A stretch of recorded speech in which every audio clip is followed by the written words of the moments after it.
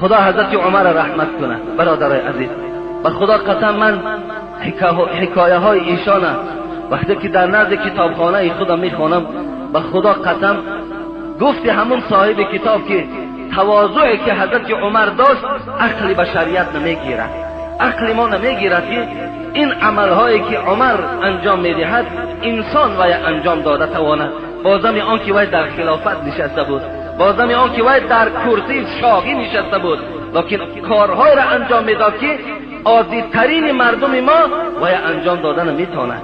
آدم پسترین ما این عمل انجام داده نمیتواند. حضرت آنقدر عادی بودن که چی میگفت؟ لولا فلان لهلك العمر، اگر فلانی نمیشود عمر هلاک میشد. ببین فقط دیگرها را برتری میداد، دیگرها را صفت میکرد، خودش دائم پس میزد. ببین لولا فلان، اگر فلانی نمیشود عمر هلاک میشد. ببین حتی حضرت آنقدر خاکسار بودن که میگفتن کسی که میخواهد که از علم قرآن تماس گیرد به ابی ابن کعب مراجعت کند، وی قرآن خوب میداند. کسی که میخواهد حلال از حرام فهمد به معاذ ابن جبل مراجعت کند. کسی میخواهد که اگر علم میراث فهمد به زید ابن ثابت مراجعت کند. برای کسی مال از بیت المال در کار باشد با عمر ابن الخطاب مراجعت کند. ببین عمر خدا رحمتش کند علم قرآن نمیدانید، آیا علم میراث نمیدانید، آیا حلال از حرام جدا نمیکرد؟ میکرد، لیکن اونها را از خودش برتر میدانید، اونها را از خودش بالاتر میدانید. در یک سخنرانیش وقتی که یک لولا معاذ لهلك عمر ابن الخطاب گفت، در یک سخنرانیش بالای منبر برآمد. حضرت شاه بودن، خدا رحمت جان کند، بازم شاه بودن، بازم منصب داشتن، بازم تمام حاکمیت در زیر دستش بودن، از خدا میترسید، 5 وقت نماز ادا میکرد، از مسجد بیرون نمیشد. حضرت برآمد بالای منبر و گفت اگر معاذ ابن جبل نمیشد عمر هر آینه هلاک میشد. گفتن چگونه ای عمر؟ گفتن این چه قصه باشد؟ گفت بار من زن زنا کرد، ما حکم به سنگسار دادیم. حضرت عمر میگوید ببین زن زنا کرد، ما حکم به سنگسار او را صادر کردیم. حضرت عمر در حکم کردن عدل داشتن، عدالت داشتن. چیزی که خداوند در راست زناکار میگفت حکمش میکرد، چیزی در راست عرق نوش میگفت حکم میکرد، چیزی که در راست جنایت در نزد خدا باشد حتمی حضرت عمر از روی عدل، از روی قرآن، از روی احادیث رسول اکرم حکم میکردن. در حکم کردن تقوازی نمیکردن، در حکم کردن مبلغ نمیگرفتن، در حکم کردن نمیگفت این بچه دادرم هست، این بچه عمکیم است، این بچه تقایم است، این همسیفم است، این همسایم است. نه والله که در قصه هاش میگذرد تماما خاطر یگان بنده خدا را نمیدید، فقط قانون بالای او جاری میکرد. پاره را برای خود والله که از پاره میترسید، زیرا که رسول اکرم حدیثش حضرت عمر نمیگذاشت که به پاره نزدیک شود.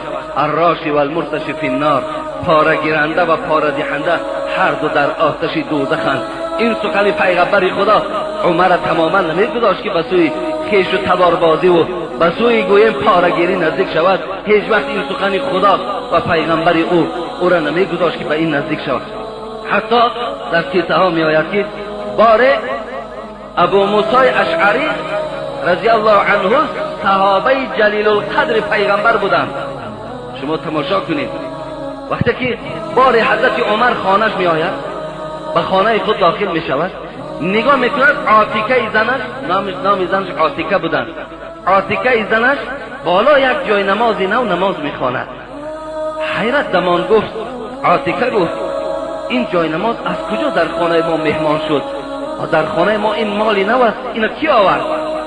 آیلش تبسم کنان گفت عمر گفت این ابو موسی اشعری آورد، گفت هدیه برای خانه ما و شما آورد.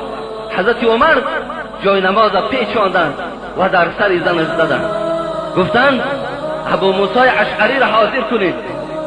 ابو موسی اشعری آن زمان وزیر دفاع بود، میدانید مینیستر ابران بود، در مصر در بصره بود، لشکری کلان داشت.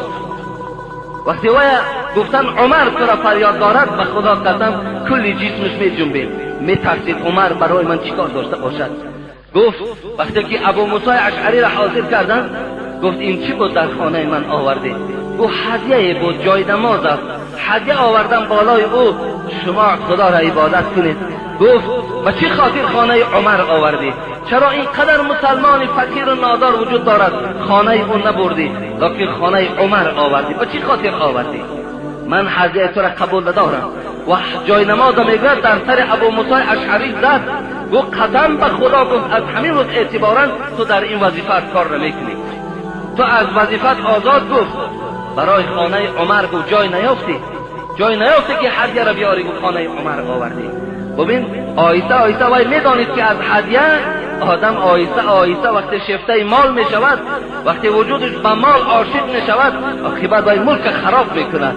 این سیر و سودا را حضرت عمر میدانستند، به این خاطر در حکمرانی نه هدیه قبول میکردند، عدالت داشتند، تماما پروای هیچ کس نداشتند. والله که قانون خدا را بالای فرزندای خودش جاری کرده بود. بیایید من برای شما، برای آنکه شما باوری حاصل کنید که عمر حکمرانیش از روی خط کشیده خدا پیغمبر بود، ابو شحمه فرزندش، او عبدالرحمن نام داشت، لقب داشت به نام ابو شحمه. این ابو شحمه در مصر زندگی میکرد، در مصر حیات به سر میبرد. وقتی ابو شحمه همراه برادرزاده عمر، ببینید برادرزادهش ابن مزعون، خدامه ابن مزعون، وقتی که عرق نوشی کردن، والی مصر عمرو ابن العاص بود. وقتی آوازه آمد که بچه امیر المؤمنین عمر عرق نوشیده است، والی مصر بود، میر شهر بود، فریاد زد بچه حضرت عمر، گفت این کار با برادرزاده خودت کردی؟ گفت بله کردم و آمدم به خاطر که حد شراب نوشی را بالای من جاری کنی. عمرو ابن العاص خاطر پدر این دیده، خاطر عمر را دیده، در داخل خانه در آورده، با طریق پنهانی بالای فرزند امیر المؤمنین حد شراب جاری کردن، او را حد زدن تا که مردم نبینند. این خبر آهسته آهسته به گوش عمر آمد رسید. حضرت عمر بسیار ناراحت شدند، گفتند این میر شهر، این والی مصر چگونه به من کار کرده میتواند زمانی که قانون خدا را چه نسبت فرزند من باشد چه غیر او باشد ویران میکند. در حال یک نامه نویسان به عمرو ابن العاص که زمانی که این مکتوب به تو میرسد، فرزند من را همراه برادرزاده‌ام به مدینه ارسال کن، روانشان کن.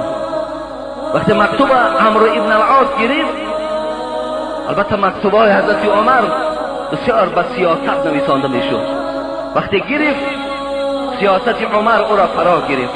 در حال فرزند حضرت عمر فریاد زد همراه برادرزاده‌اش خدامه ابن مزعون، گفت پدر تو مکتوب روان کرده که من شما را به نزد پدر روان کنم. ابو شحمه میگوید آن چنان گریه کرده پیش والی مصر ده. گفتن به خدا قسم، گفتن به غیر جزا دادن دیگر هیچ کار ندارد عمر. من میدانم که او بالای من باز حد جاری میکند، این از دل من گواهی میدهد. وقتی فرزندش آمد نزد حجره پدرش، نزد جای کاری پدرش، جایی که پدرش می نشست و حکومت مسلمان ها را پیشبری میکرد، در نزد دروازه عمر 3 روز می ایستد، قبولش نمی سازند. 3 روز. این عدالت رو ببینید، باور کنید فرزند ما و شما بیرون برای کمتر هوا سرد باشد دویده از دنبال او می رویم که در اون خانه در آکی یک مهربانی میکردیم. مقصد فقط غمخواری دنیاشان نمیکنیم، غمخواری آخرتشان نمیکنیم. حضرت عمر 3 روز فرزندش پشت دست قبول نمیسازد. 3 روز در اصل حقیقت داشت. باری میگفت حسن و حسین، ولی من این قصه را اینجا گذارم، یک قصه یادم آمد. حسین و حسین نبیره های پیغمبر خدا بار می آیند برای چی کار نزد حضرت عمر می آیند که عبدالله بچه حضرت عمر، عبدالله ابن عمر نزد دروازه پدرش ایستادگی در نوبت ایستاده است. کی پدرش را قبول میکند؟ عدالت ببینید برادرای عزیز، با یک چشم نگاه کردن تمام مردم ببینید، نابسته فرزندش است، بچه همسایش است، خیش و تبار فرقی ندارد، در نوبت می ایستاده. حسن حسین آمدن که عمر، حضرت عبدالله ابن عمر در نوبت ایستاده است. در حال میگن از اونجا پس گشتن به خانهشون می آمدن. حضرت عمر که یک اتاق عادی داشتن، میگن از تریزه نگاه کردن که حسن و حسین، این نور چشمان پیغمبر خدا، به سوی خانه رفته ایستادن. فریاد شدند نزد من بیایید. گفت کجا می روید؟ گفت آمدیم که اینجا عمر عبدالله فرزند شما در نوبت است. ما فکر کردیم که شما یگان مشغولیت مهم دارید که بچه شما در نوبت است، از این خاطر گفتیم فردا می آییم. گفت حسن یا حسین، خدا شما را رحمت و مغفرت کند، آیا عبدالله بچه من گفت در قدر و قیمت به شما برابر است؟ اوی در قدر و قیمت به شما برابر نیست. گفت برای شما گفت نبیره های پیغمبر نوبت وجود ندارد. گفت شما نبیره های پیغمبر هستید، برای بچه من گفت نوبت لازم است، برای بچه برادرزادم نوبت لازم است، برای کیش و تبار من در نوبت ایستادن ضرور است، لیکن برای شما اولاد پیغمبر نوبت ایستادن ضرورت ندارد.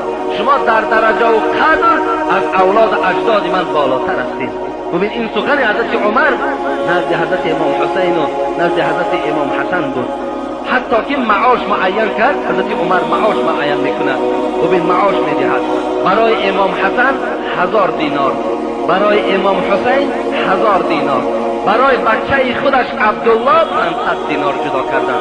حضرت عبدالله گفتن پدر، گفتن من که حق گپ زدن در پیش تو ندارم، لیکن وقتی که من جهاد میرفتم در دوره های رسول اکرم، آخه حسین و حسین خرد بودند، اینا در یگان جهاد اشتراک نکردند، برای چی اونها را 1000 دینار میدهی، مرا 500 دینار میدهی؟ گفت بچم خاموش بود، قسم به خدا تو گفت در این جمله گناهکار شدی. آیا تو گفت مثل امام حسن و امام حسین پدر داری؟ ببین علی را در نظر داشتن، علی را از خودش افضل داشتن. گفتن آیا تو مثل امام حسن و امام حسین پدر داری؟ تو میدانی پدری او علی است، میدانی و داماد پیغمبر خدا هست. آیا پدری تو در شرف قدر به علی برابر میشه؟ آیا گفت تو مثل امام حسن و امام حسین مادر داری؟ وای فاطمه است، وای دختر پیغمبر بود، پیغمبر وای دوست می‌داشت. تو مثل گفت خدیجه کبرا که برای این نویره های پیغمبر هم تو یک مامه میشوند، آیا تو مثل وای مامه داری؟ از همه اولاتر و بالاتر میدانی امام حسن و امام حسین بابا دارن، نام اون محمد صلی الله علیه و سلم. آیا تو گفت به اینا افتخار نمیکنی؟ تو میدانی تو در شأنی که گپ زده ایستاده ای؟ حضرت از فرزندهای خود اولاد پیغمبر خدا را بالا میدانستند. از این خاطر بچه ابو شحمه 3 روز نزد دروازه پدر در نوبت می ایستاید. وقتی که او را قبول کرد، حضرت عمر تماما تبسم بالای فرزندش نداشت، قهر و غضب او را فرا گرفت. گفت چیکار کردی؟ عرق نوشیدی؟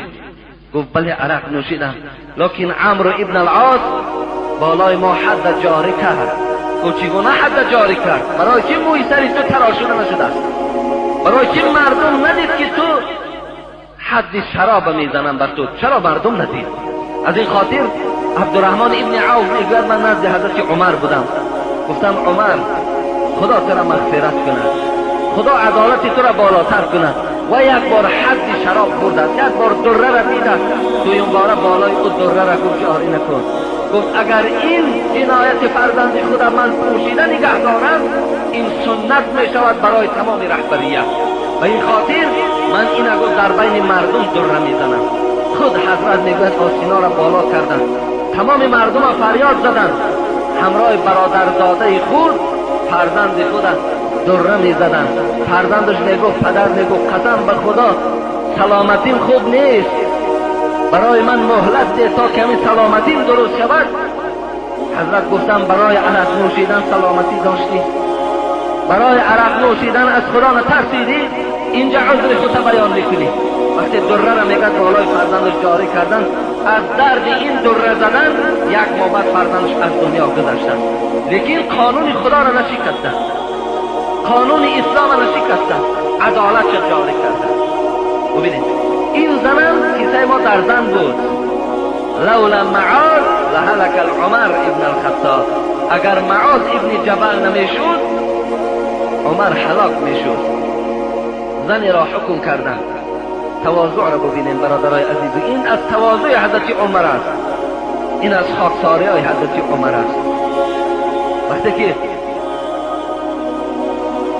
زنی را حکمی به سنگسار داد، زنا کرده بود، حضرت معاذ دوان آمد و عمر گفت این حکم تا بیکاره کن. و چرا؟ گفت این زن حامله دار است. تو میدانی که اگر زنی که حامله دار باشد تا اگر وضع حمل نشود، تا اگر فرزند تولد نشود، بالای او سنگسار کردن ممکن نیست، زیرا که ضرر در فرزند او میشود. کی جواب میگوید؟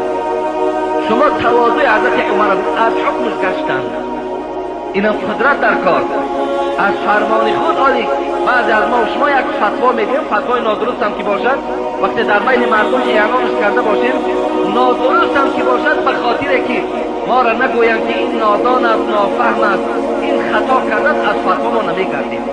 بگذارای ضرری در جامعه هم که رساند، لیکن ما قدر خود ما پرت نمیکنیم. حضرت عمر از فتوای خود چکار کرد؟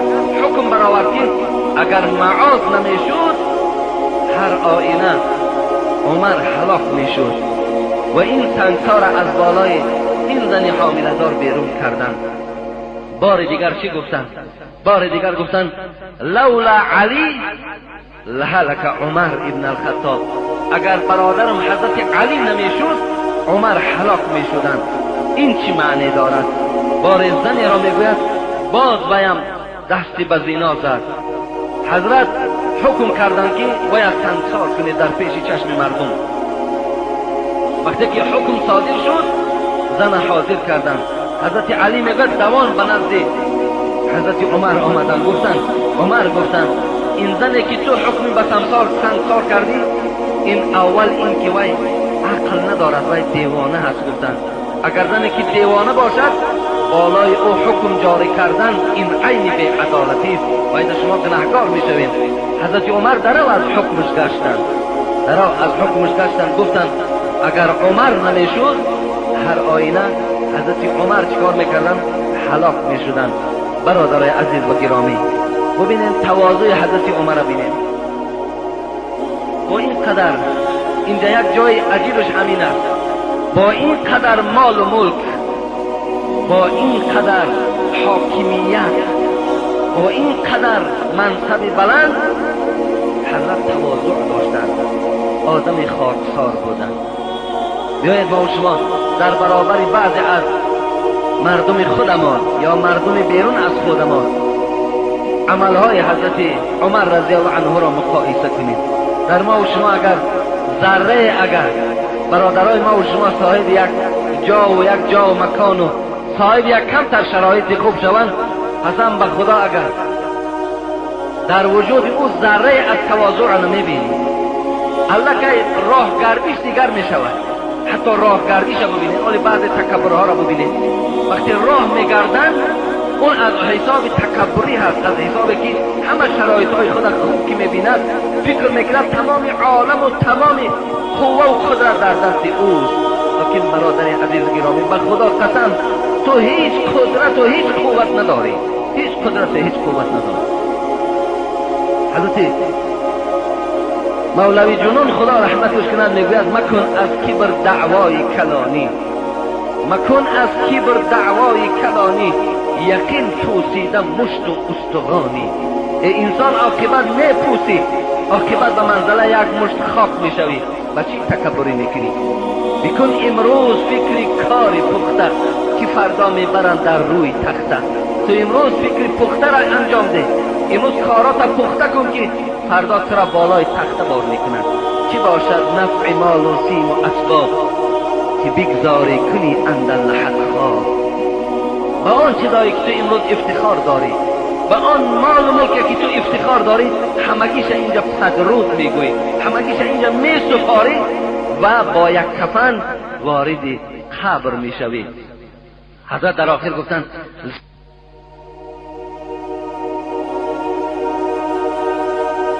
ز تو عاجزتر مظلومتر نیست دریغا که تو را از خود خبر نیست.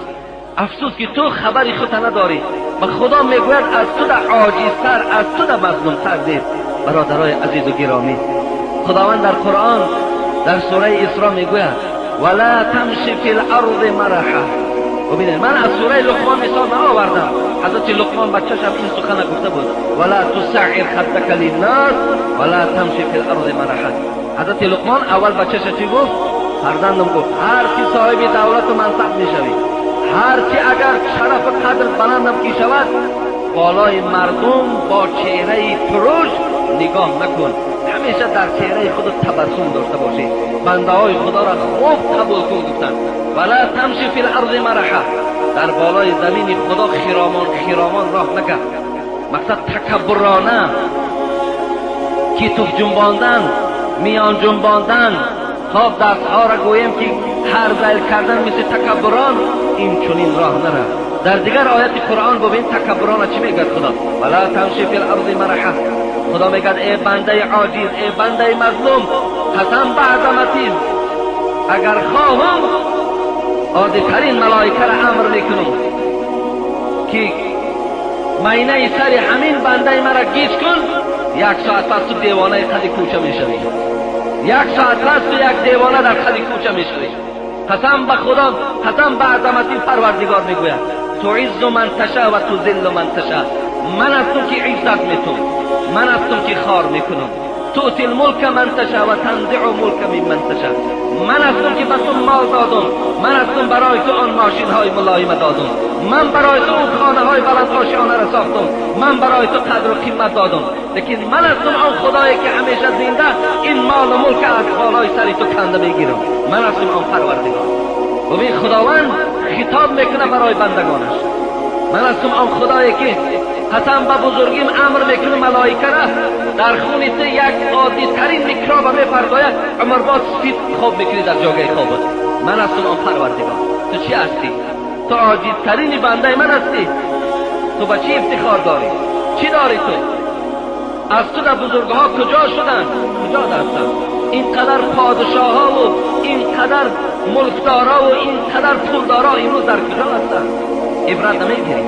خدا رحمت کند عمر خیام چی میگوید؟ مرغی دیدم نشسته در باره توس. تماشا کن، مرغی دیدم نشسته در باره توس، کنگره توس، کنگره های بلند که در ایران وجود دارد. در پیش نهاده کله کیکاووس. این مرغ در پیشش کله کیکاووس گذاشته بود. کله کیکاووس شما میدانید. کیکاووس این بعد سلاله ساسانیان، این از سلاله ساسانیان بود. بعد انوشیروان دولت به اینها رسید که کی این لقب بود در پادشاهای ایران میگذاشتند. قیصر لقب بود که در پادشاهای روم میگذاشتند. این کیکاووس بود و کیکاباد بود و اینا پادشاهای بودند. حضرت عمر مثال میارد، میگوید مرغی دیدم نشسته در باره توس، در پیش نهاده کله کیکاووس. با کله همه گفت که افسوس افسوس، کو بانگ جرس ها و چی شد ناله کوس. مرغ با این کله چی میگفت؟ با این کله شاه کیکاووس چی میگفت؟ کجا شد اون بانگ جرس ها؟ کجا شد اون نغمه و نغامات؟ کجا شد اون تکبرانه که تو در راه میرفتی؟ کجا شد اون نغمه هایی که تو مردم عادی را در قصرت راه نمیدادی؟ کجا شد؟ امروز تو خوراکی من شدی میکنی. ببین اینا همش چی هستن؟ اینا همگی اینا برای عبرت هم. برادرای عزیز و گرامی، خدا رحمت کند عمر خیام شما برادرای عزیز به عمر خیام بسیار توجه داشته باشید. عمر خیام بسیار مصرع‌های عبرت آمیز برای همه طایفه میگوید. آن قصر که بهرام در او جام گرفت، بهرام میدانید این هم یکی از پادشاه‌های هستند، این قدری که از به خدا گذشتن، خدا را نشناختند. آن قصر که بهرام در او جام گرفت، میگن آن قصر بهرام من برای شما در مصرع‌های شیرین منجایش نمیدهد که وقتی اون چگونه قصر داشت.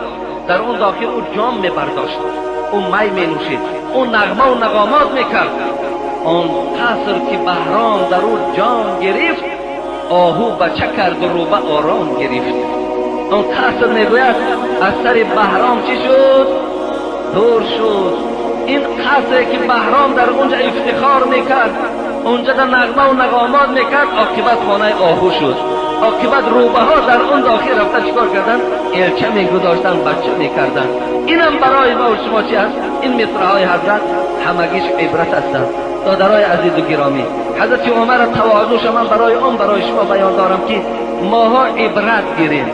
ماها گوییم که آدم خاکسار باشیم، عادی باشیم، هر چی داده است شکر به سوی خدا کنیم. در برابر این تکبری را ما و شما برای خود هیچ وقت اختیار نکنیم. خدا چی گفت در سوره اسراء؟ ولا تمشی فی الارض مرحا، هر چی داری نداری بالای زمین خدا ده، بالا زیر آسمان خدا ده، اینقدر تکبرانه راه نگرد.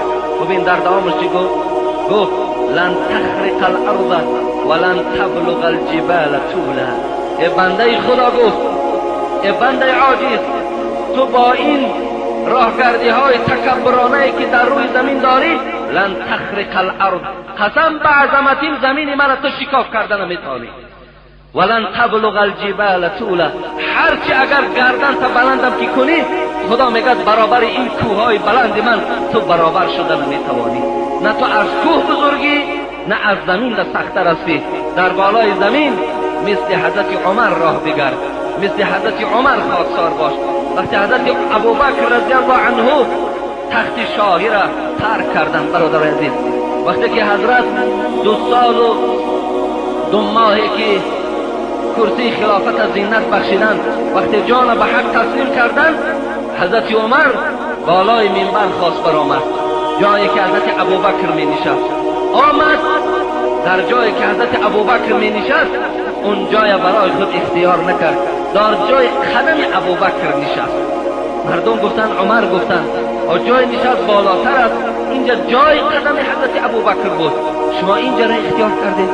گفت برادرای عزیز، گفت اگر گفت شرف و برکات پای حضرت عمر، پای حضرت ابوبکر برای عمر رسد، همینش برای من کفایت میکنه. گفت من لایق نیستم که در جای ابوبکر نشستن من برای خود اونجا را اختیار کنم. این از خاکساری حضرت عمر رضی الله عنه بود. بال شب حضرت عادت داشتن شبها در کوچه ها میگشتن، کوچه ها را تا سحر هر یک کوچه را نظر میکردن، از هر خانه نظر میکردن، کنی در کوچه ها در شهر چی آوازه ها باشد، کدام بنده های خدا بی‌ضابطه هستند، ناراحت هستند، ناچیز هستند، نادار هستند. از کوچه ها سیر و سیاحت میکرد، میگشت، نگاه میکرد. باری میگوید نزد یک خیمه آمدن، نزد خیمه آمدن، نگاه کردن یک مرد عرب نزد خیمه نشسته است، خیلی غمگین است. حضرت عمر آمدن در پهلوی این مرد عرب نشستن، در حال احوال پرسی کردن گرفتن. شما بیرون خیمه هستین، وارد خیمه داخل نمیشوین، شما کی هستین؟ وقتی در همین حالت پرسان بود، میگوید که از داخل خیمه میگوید نالیش زن آمد، نالیش زن بلند شد. حضرت عمر گفتند ای بنده خدا، در داخل آواز زن است. گفت کاری تو به اون نباشد. گفت این زن من است، در حالت تولد است. گفت الحال برای من یکی از نعمتهای خدا که فرزند است و قدرت پروردگار الحال باید تولد بکند. حضرت عمر وقتی این شنیدن، در حال به خانه خود آمدن. اون زمان ام کلثوم در دستشون بود. شما میدونین ام کلثوم کیست؟ دختر حضرت علی بودند. دختر حضرت علی در دست حضرت عمر بودند. حضرت عمر با زمین که خسور پیغمبر خدا بود، حفصه دخترشان در دست رسول اکرم بود، با زمین داماد حضرت علی بودند، ام کلثوم در دست حضرت عمر بودند. عجیب بود، یک وقتی که خواستگاری رفتن به خانه حضرت علی، ام کلثوم خواست که در نکاح خود درآورد. ام کلثوم گفت که من در نکاح عمر نمی درآیم. گفتن چرا نمی درآیی؟ گفت خوراکی که عمر میخورد من خوردن نمی توانم. در حالت خلافت حضرت نان میخورد که باید روغن نداشته باشد. اگر نانی که روغن نداشت میگفت این دو خوراک میشود. من هیچگاه ندیدم پیغمبر خدا دو خوراک خورده باشند.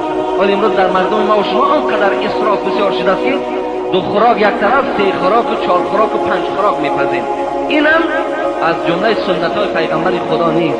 حضرت عمر گفتند من ندیدم پیغمبر خدا را وقتی دو خوراک در پیش می آوردن یک خوراک میخورد، خوراک دیگر را به کمبغل ها میداد، خودش هیچ وقت تناول نمیکرد. حضرت عمر هم نانی که روغن نداشت میگفت این از دو خوراک عبارت است، هم آرد است هم روغن است، باید تناول نمیکرد. ام کلثوم به خاطر که خوراک عمر خوراکی سخت است، خوراکی هست که خوردن وی قین است، گفت در نکاح او نمی‌دراید. لیکن آیسته آیسته خلاصه گویم در نکاح حضرت عمر در آمد دست زنی خود گرفت و ببینید که ها این کار انجام داده میتواند. در یک قسم شب آیلش گرفت وارد خیمه کرد، آمد گفت این زن من است، ممکن است که وارد همین خیمه شما شود تا که یک کمک برای عائله تو رساند. گفتن میلش، گفتن ما راضی هستیم. وقتی که زن در آمد بعد یک مدتی میگوید صدای کودک، صدای طفل از داخل خیمه بلند شد. ام کلثوم از داخل خیمه صدا داد یا امیر المؤمنین، صدا داد ای امیر المؤمنین. با این رفیق پهلوی خود مژده که زن او بچه تولد کردن. این مرد وقتی صدای امیر المؤمنین شنید دیگر ناراحت شد، ترس وجودی او را فرا گرفت که این شخص در پهلوی من نشسته امیر المؤمنین عمر هست، تا حال باید نمیشناسد. حضرت عمر گفتند برادر عزیز، گفتند هیچ ترس و وهمی شما را گفت فرا نگیرد، بلکه من برای شما چنان نصیحت میکنم وقتی سحر روز شد به نزد حجره من بیا، من برای این فرزند تو گهواره پولی، کمک پولی جدا میکنم و برای خود تو هم یگان مبلغ جدا میکنم. این از تواضعهای حضرت عمر است. حضرت عباس میگوید خدا رحمت کنه رضی الله عنهما، ابن عباس میگوید، عبدالله میگوید قال رسول الله صلی الله علیه و سلم یقول الله جل و علا، خدا چی گفته بود؟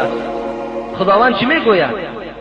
الكبرياء ردائه والعظمة إزاره فمن نازعني واحدا منهما القيته في النار. ببین پروردگار گفته بود است کبر کردن ردای من است، رویمال من است، بزرگی ایزار من است. اگر کدام از بندگان من نابسته کیهای نباشد، اگر کبر را، شرف و بزرگی را برای خود اختیار کردند، در بین بندگان خدا خاکسار عادی نشدند، القیته فی النار. خدا گفت در روز قیامت این گونه بنده هست که از بلندترین آتش دوزخ او را به قعرترین دوزخ میپرتاند. اگر کدام بنده که در دنیا برای خود تکبری می‌ورزد، برای خود شرف و بزرگی می‌ورزد و بنده های خدا را حقیر و بنده های خدا را ناچیز می‌شمارد، اصلا از قطر منی لایق تو نیست منی. حضرت مولوی میگن اصلا از قطر منی لایق تو نیست منی. ببین منی ها پیشه شیطان بود، هر کی خود را کم زند مرد آن بود. صاحب کتاب میگوید، حضرت مولوی میگوید آخر اصل تو منی بود، از این خاطر تو را منی نمیزیبد. اصلا از قطر منی لایق تو نیست منی، از راه بول شدی کبر و منی ها چی کنی؟ از راه بول شدی کبر و منی ها چی کنی؟ در دیگر شاعرهای ما و شما در باره تکبرانم عجیب مصرع‌های زیبای ایجاد کردند.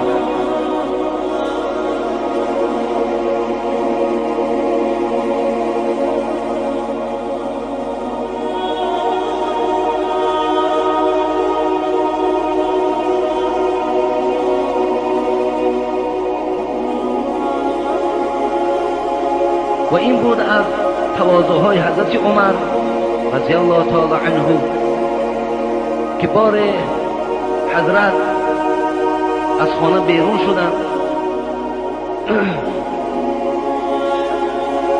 و ناگاه میگوید در خانه صدای گریه بود، صدای گریه بود. وارد خانه شدند، نگاه کردن یک مادر همراه فرزندان خود و این فرزندها در پیش مادر گریه دارند و نزد فرزندها یک دیگ گذاشته شده است که دیگ می جوشید. حضرت عمر گفتند این کودک‌ها بهر چی می‌گریند؟ گفت اینها گرسنه ماندند، اینا چیزی نیست که برای اینها ما از غذا تأمین کنیم. گفت در دیگ چی داری؟ گفت در دیگ یک مقدار آب هست می جوشد. برای فرزندها یک تسلی دل گفته ایستادم که الحال خوراک میپزد، الحال خوراک میپزد، شاید که مانده شوند خوابشان برد. حضرت عمر میگوید خیلی ناراحت شدن، همراه غلام خود اسلم بودند. آمدن میگوید با بیت المال یک مقدار آرد و یک مقدار روغن و یک مقدار خرما و یک مقدار مبلغ و یک مقدار لباس گرفتند و در یک خوابچه گویم انداختن و برای غلام خود اسلم گفت اینا بردار در پشت من گذار. گفت اسلم گفتند، عمر گفتند خوب میشد که اگر اینا در پشت من میگذاشتی تا که من میبردم. گفت اسلم گفت این احوالی که در رعیت من است و من در قیامت از مسئولیت این مردم پرسیده میشوم. از این خاطر میخواهم آن چیزی که کم بوده که در مردم من است اونها را همگی با بار پشت خود با دست خود انجام دهم. میگوید برداشتن آمدن و خانه این مادر آمدن.